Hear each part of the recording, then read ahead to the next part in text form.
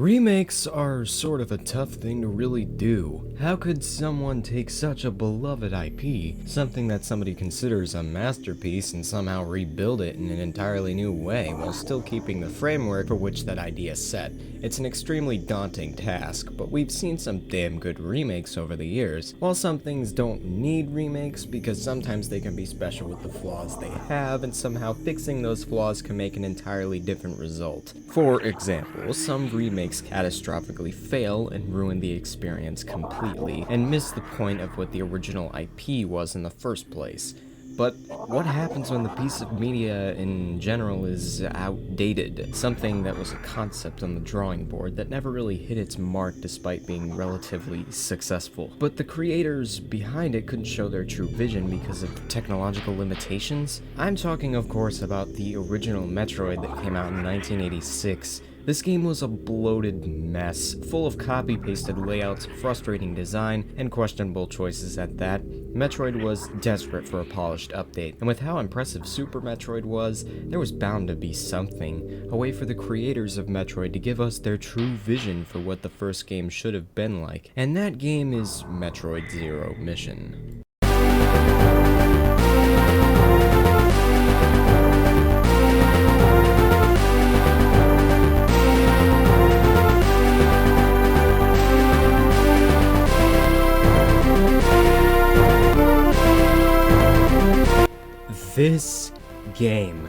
This fucking game, I swear to fucking God. Metroid Zero Mission was released way back in November of 2004, and to critical acclaim. Gee, I wonder why. Metroid Prime was such a success that it pushed the series into new grounds, allowing for the developers to do more crazy and insane things. Metroid Zero Mission is neither crazy or insane. In fact, it's kind of what you'd expect, and it's the standard of 2D Metroid. Open level design, steady power-up progression, crunchy sound effects, and Metroid-y music, these are all the elements that really make up a Metroid game. In fact, the setup that began in Super Metroid was only further exemplified with Zero Mission, as Fusion was sort of lacking in the open level design department. So the devs opted to go for a more streamlined version of the original Metroid, and throw in some accessibility options to keep players engaged, as well as give some of the more advanced players some options. In fact, let's start there. This game controls beautifully, and I'm not just saying that. No, this game controls really well. Everything is in your hands as a player, and each of Samus's abilities are back in full swing, especially the wall jump. Oh, the sweet, succulent wall jump, which in Fusion it was sort of nerfed. But in this game, no. It's just like Super Metroid, in fact better. Only this time, it's not floaty, and it's swift and crunchy. And each of Samus's movesets were fully fleshed out, and now we have access to some new abilities. But we'll get into more abilities as we go along. But this is a step-by-step guide to make your playthrough just a bit more interesting and fun. Without further ado, let's rush right into Metroid Zero Mission and see if all the fuss over this game is really real. Alright, so in the short prologue, we get to learn that this is Samus's very first mission as a bounty hunter, and she's signed a call with the Galactic Federation to go and wipe out the space pirate base on the planet Zebes. Or is it Zebes? Nah, whatever. And then to defeat the Mother Brain. It's the same setup as the original, only this time it's a little more wordy. Then we're dropped right into the game. That's right, no questions asked, just get right to it. The first thing you'll notice is the really shiny 16-bit graphics, and a decrease in room size since the first game. Either that or Samus got a hell of a lot bigger. Anyways, go left like usual and grab that Morph Ball. If you've seen my previous Prime videos, then you know what this does. Samus shrinks herself down into a ball form to access tighter areas. Why did that sound wrong? You can always use this upgrade to access a few new things, but before we can do anything else, why can't I shoot across the room? Yeah, that's a bit of a problem, since most enemies this early on are either just out of your reach or up on the ceiling waiting to pounce on you. You could technically skip the long beam, and I've done it before, but only to torture myself and get the Morph Ball bombs and missiles early. But instead, just head up this giant room and run through the second door down from the very top of the room, and then go until you get the long beam. You don't need a missile to open the door, so just head here as soon as possible. This upgrade allows you to shoot across the screen, but for some dumb reason, we have to go and find the entrance to Turian first, which has certainly received a visual overhaul since 1986. These two statue heads are just fucking cool looking, even if they vaguely represent Kraden Ridley. Anyways, you head back out, not only needing to go down this room again, but you can take a right and go through this hallway to Orange Bryn Star. But this is another thing that bothers me about Zero Mission. It's the music. Okay, so don't get me wrong, what's here is great stuff, but it lacks that edge that Metroid music should have. It's not very atmospheric. Sure, the music is bombastic and upbeat, making you really want to explore the fuck out of some stuff, but it's not Metroid enough. If you're chalking that up to the GBA sound chip, bullshit. Metroid Fusion had much more atmospheric and even downright creepy music when the moments are right. And you might be telling me I'm wrong, because Fusion was paced more cinematically, while Zero Mission is a more free-flowing Metroid game in the style of the original. Well kids, here's the problem with that. Zero Mission isn't at all like the original, let me explain. Zero Mission is a complete reimagining of the original Metroid. Remakes are not exact copies of the original. Instead, they take the foundation of what the original built and try to recreate it in a new and fantastical way. This is why people adore the Half-Life remake Black Mesa, because it takes all the great aspects about Half-Life 1 and altered them so significantly that it's almost an entirely new game, and currently it's the definitive experience of the game. Metroid Zero Mission is this kind of remake. It's not directly trying to copy the original, it's trying to copy the framework of what has already been established as an improvement over the original, meaning Zero Mission, despite with all its Super Metroid inspired non-linear sequence breaks, it's not as free-flowing and open as the original. In actuality, Metroid Zero Mission is actually more like Super Metroid, and it's more of a remake of that game than the original. Because if you've actually played Super Metroid normally, you'd see that the game ushers you in a pretty specific linear path, and Zero Mission does the same thing. The only reason you don't think Super Metroid guides you is because that game didn't have fucking waypoints. I don't have time to go through everything and tell you why Zero Mission is not like Metroid 1 and it's instead Super Metroid and Fusion's engine, but with Metroid 1's story and settings. If you want to know more about the world design of Super Metroid and Zero Mission, check out these wonderful videos by Game Maker's Toolkit. He perfectly describes the world design in these games. Anyways, back to the music. Yes, Metroid Zero Mission has some fantastically composed pieces, but they're just not Metroid enough for me. The music in this game is too fast, too loud, too in your face. It misses the point of what a Metroid soundtrack is. The only reason these tracks sounded bombastic in the original is because they didn't have the proper technology and hardware to make the Metroid music sound any good in terms of atmosphere, and even that game had some good atmospheric tracks compared to Zero Mission. Yeah, the music in this game kinda sucks compared to the rest of the series, even Samus Returns in my opinion, because if you listen to the music in Samus Returns, it sounds almost exactly like Metroid 2's music but remixed, which wasn't amazing by any means, but it felt really atmospheric and it drew me into the experience unlike any other. And even Metroid 1 from '86 had better and more atmospheric soundtrack than Zero Mission. And one specific scenario, listen.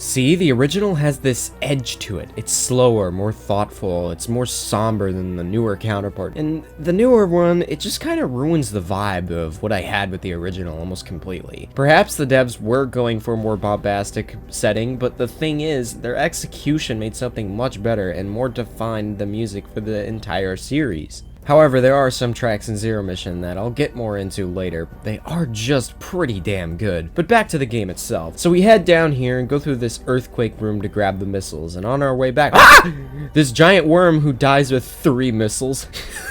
3 missiles. But he can be a dick and dodge your missiles. Your time to shoot his weak spot is relatively generous, but if you fuck up a couple times, he'll go away and you gotta find him later, which sucks. But I'm good, so I get him first try.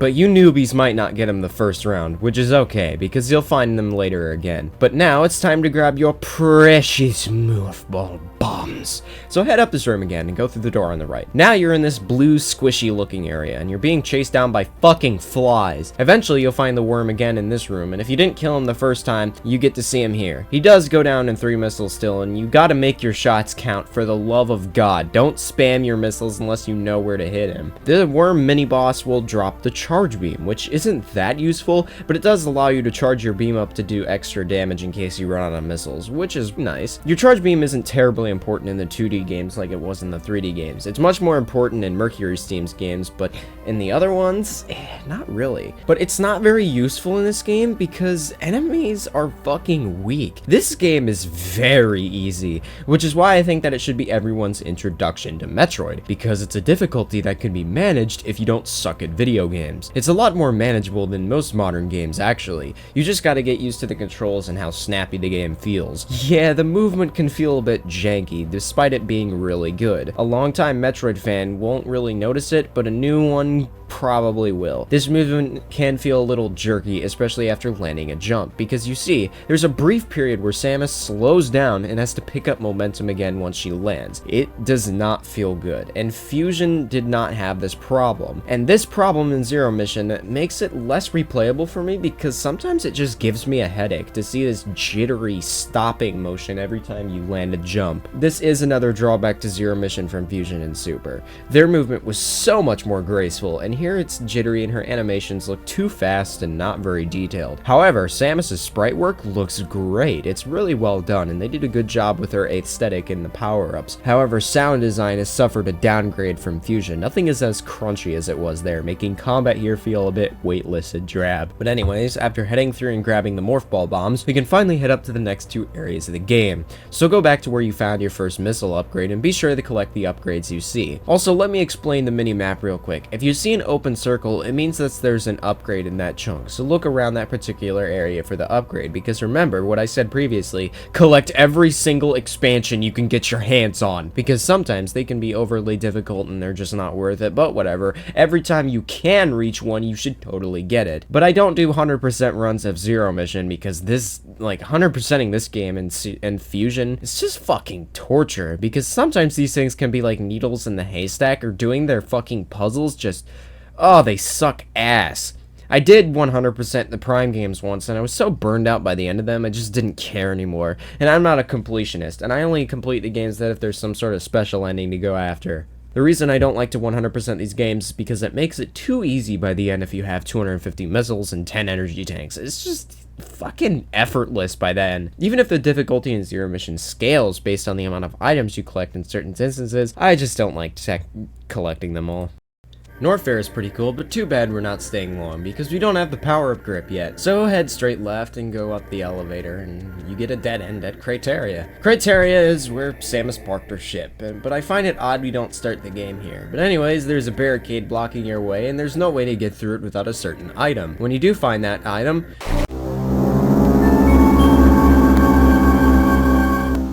hold up, I like that sound. Play it again.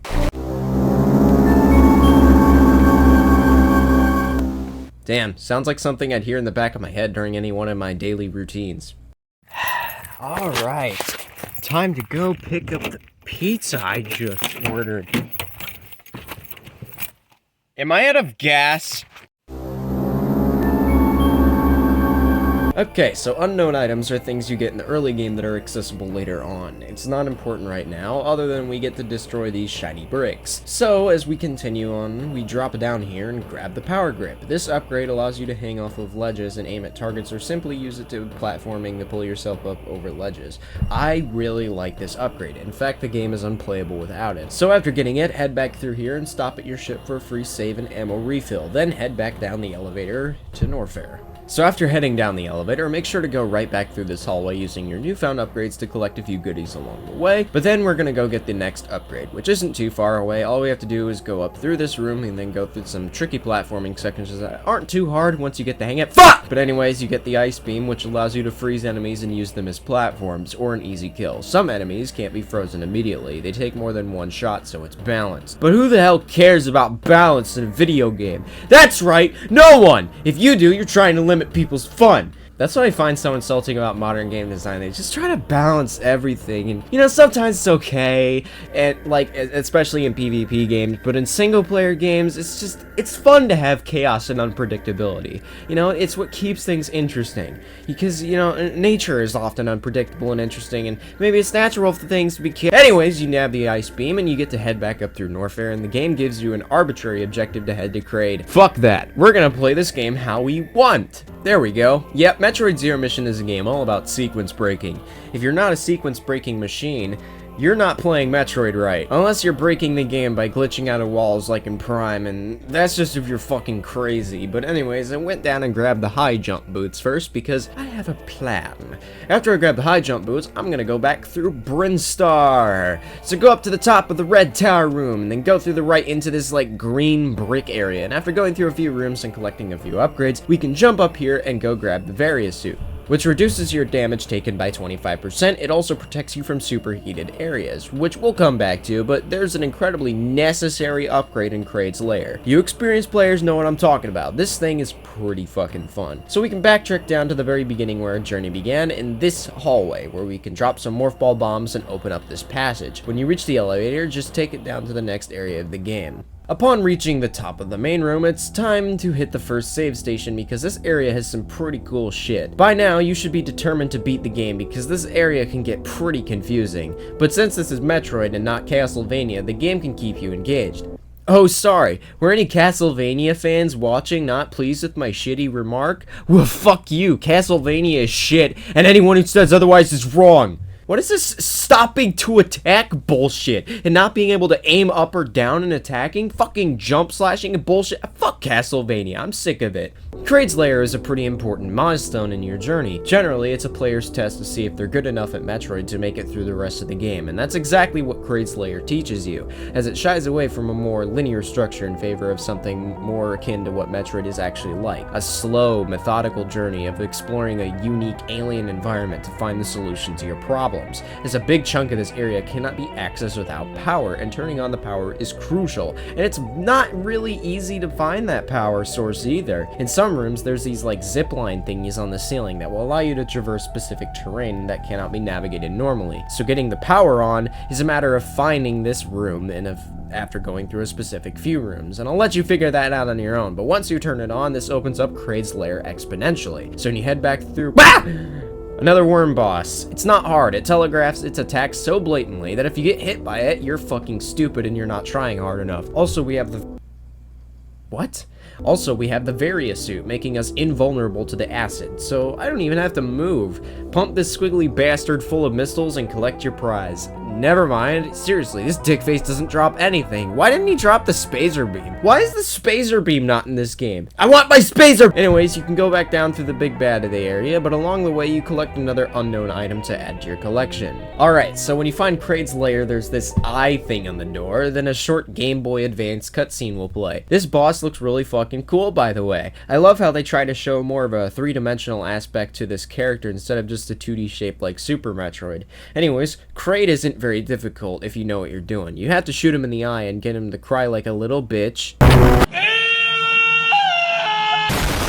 This will only anger it at first, but if you can survive long enough to make several direct hits, you'll be rewarded with a prize worthy of any mental piece.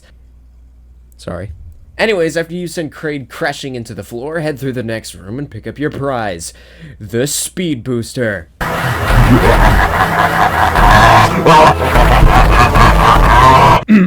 Excuse me. This upgrade is fucking awesome. I mean, it's self-explanatory. It lets you run faster than Sonic himself.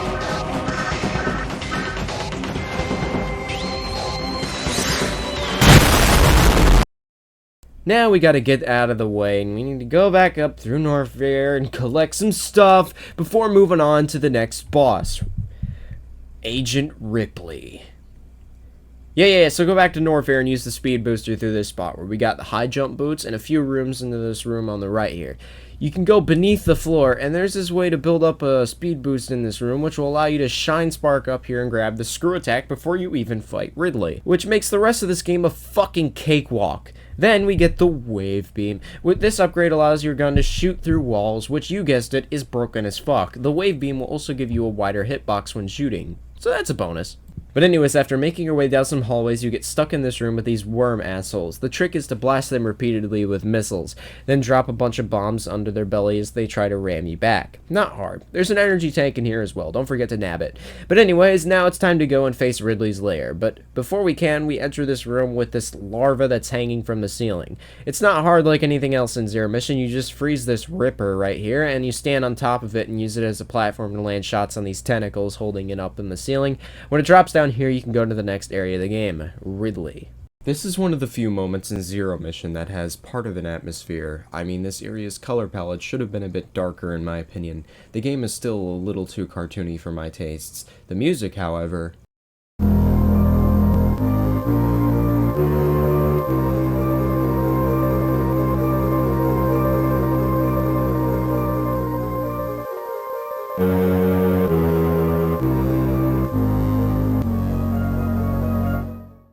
is a drastic improvement from the original Metroid, and it's a lot more atmospheric than most of the tracks in the game. But at the same time, this track just starts to wear on me after some time because it's nothing more than what you just heard. It's pretty much that looping for like half an hour, and it starts to wear on you. Same with all the other music in this game. Like, it's good stuff for a couple minutes, and then you're just like, fuck! But making your way through Ridley's lair can be a bit tough at first, because if you go through the right, it's a dead end, and if you go left, there's a super missile green door, and you can't get past that. And then if you go up here, you'll see this slug thing, and your first instinct probably won't be, oh, that's the thing I fought earlier, maybe I should go back up the elevator. This can't be just me, because when I first played this, I thought it was a different bug. I spent so fucking long here, it pisses me off so much to this day, and that the solution was as simple as going back up the elevator, and then going down into this new opening, because that worm was this worm.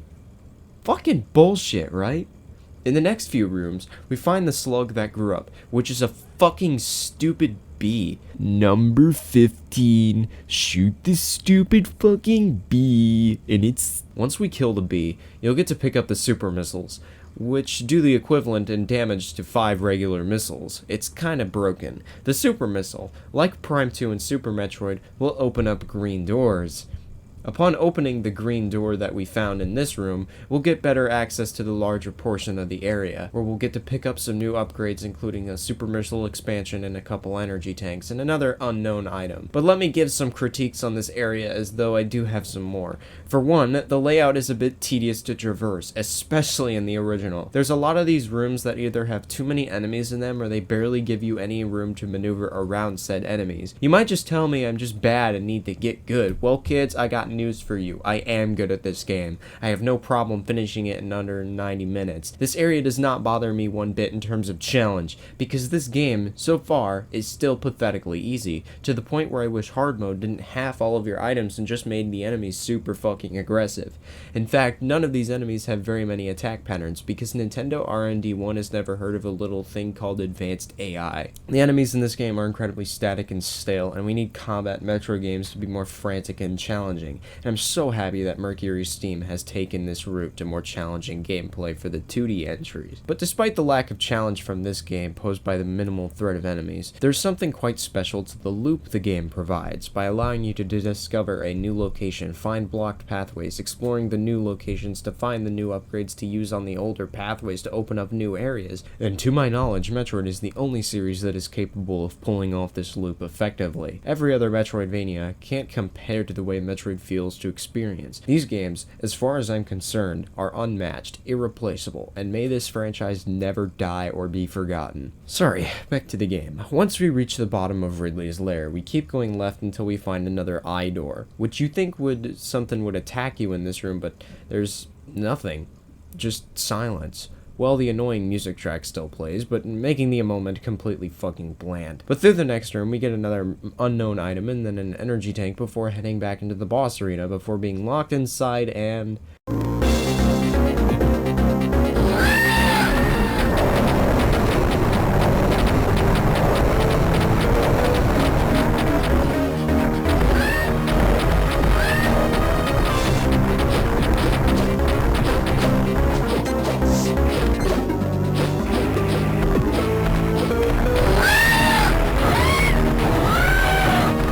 Really? Come on, game. Just like Kraid, Ridley goes down insanely quickly, and this boss poses no threat, nor even a morsel of damage to you. The boss does fucking nothing! His attacks are blatantly easy to dodge, and his health bar is just pathetic. Seriously, this remix of Ridley's theme is just too good not to play longer than 2 minutes. This boss is a fucking joke, and compared to his fight in Super Metroid, it's laughable. It's still better than the original.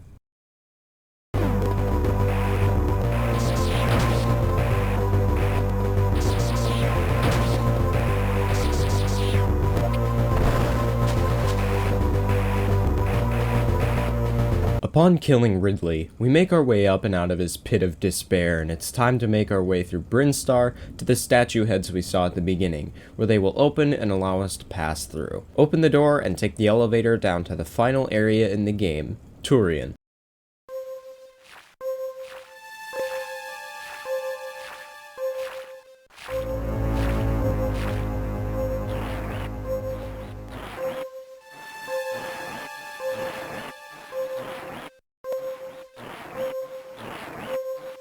Once you hit the safe room after reaching the bottom of the elevator, you're immediately taken aback by the ominous music track playing in the background, setting up this eerie vibe.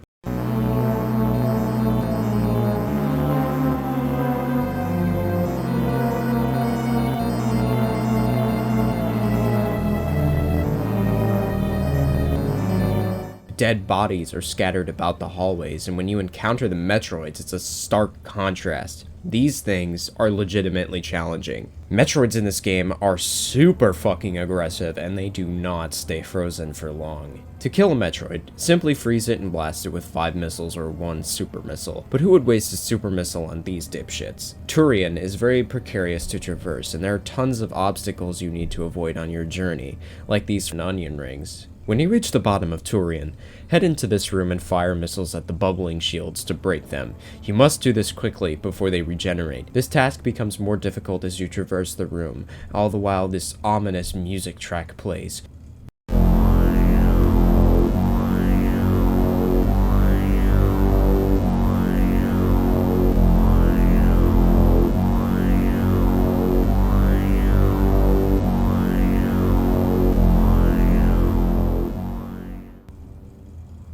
Eventually, we'll be spit out here, where we're faced with the big bad of the game, Mother Brain. You fight Mother Brain on some unreasonably tiny platforms, and if you fuck up, you can't hit her weak point until she attacks again. Okay, so just break the jar surrounding her, and she's going to telegraph this attack, and you have to shoot her eye with a missile.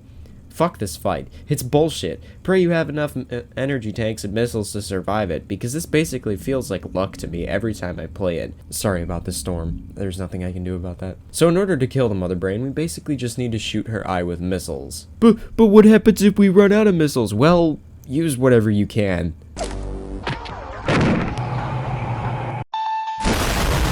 Upon killing Mother Brain, we ascend this tall-ass room on tiny crumbling platforms while things are blowing up around us until we reach the elevator at the top, which takes us up into Crateria, where we still need to make our way out to our ship, which is something we didn't do in the original. The fact that we have to make it to our ship here, like every other game, I think this is a nice touch. So yeah, that was Metroid Zero Mission. Be sure to like and subscribe if you enjoyed the video. Wait.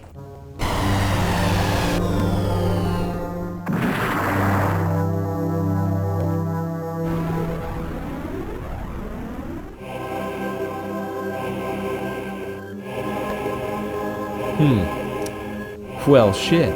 Damn, look at that ass, though. No wonder they call it her Zero Suit. They must call it that because there's literally zero left to the imagination. With nothing but her security pistol and her tight ass squeezed into a latex suit, Samus is stripped of all of her abilities and sent back to square one. But no need to worry, we can simply find a way out of here. Our only option is to sneak into the mothership before us. Oh yeah, this is not my day. Upon entering, we're introduced to a new mechanic for Metroid: stealth. Oh shit! Fuck! The stealth works as such. If a pirate doesn't see you in his line of sight, he doesn't see you. If he does, fucking run. Don't stop, just run. You're still fairly quick, and that stun can only hold a pirate so much, but it still does something, so goddammit, use it. You'll die a couple times, and sometimes you'll mess up royally. Like here, where I missed a jump and— ah shit! Oh fuck! Run! Run, you piece of shit! This mirror boss here, I hate it. I really hate it. It's annoying. But once it's over with—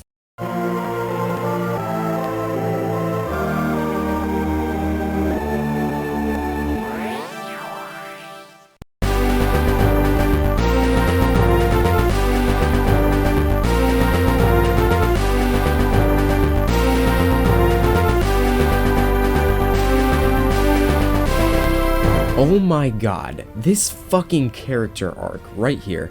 Chronologically, this is apparently a prophecy for the Chozo, and Samus was destined to go through the trial of being stripped of her power before being bestowed the ultimate form of it, finally growing up into the woman she was destined to become. This moment right here is what makes Metroid Zero Mission a fantastic game, and reminds us why Metroid is so special to this day.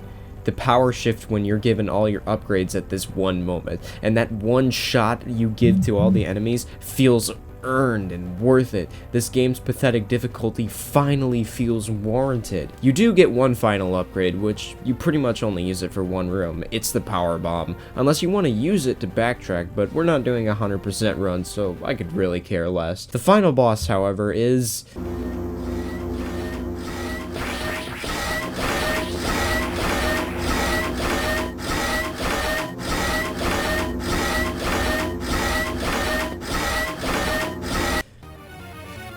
Robo Ridley is easy. Just jump up and get a few precise shots in and he goes down in seconds, which further proves to me the bosses in this game are unchallenging set pieces instead of legitimate gameplay challenges. Then we get yet another escape sequence.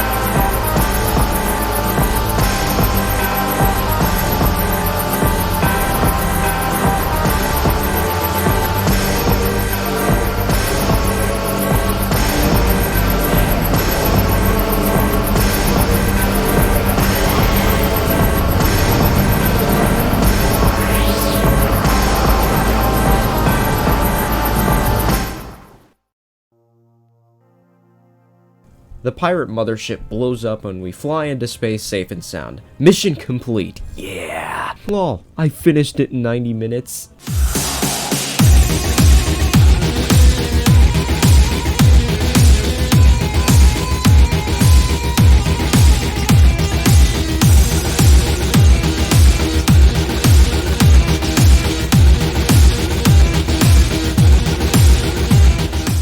Wait, don't click off yet. Hi guys, Euclideus here, saying sorry for leaving you all with blue balls after the Morrowind video. I really am sorry. I had some personal stuff to deal with. But on to the real point of contention here. Metroid Zero Mission is a really short game, and anyone can get into it. Despite being super short, it's still longer than your dick after clicking off the video without first liking and subscribing and clicking the bell for notifications. But guys, seriously, if I get to 500 subscribers, I'm gonna sing E = MC Vagina by Jean Lajoie. Get me to 1,000 and I'll do another cover of a Jean Lajoie song. All jokes aside though, this game is seriously awesome. You should totally play it.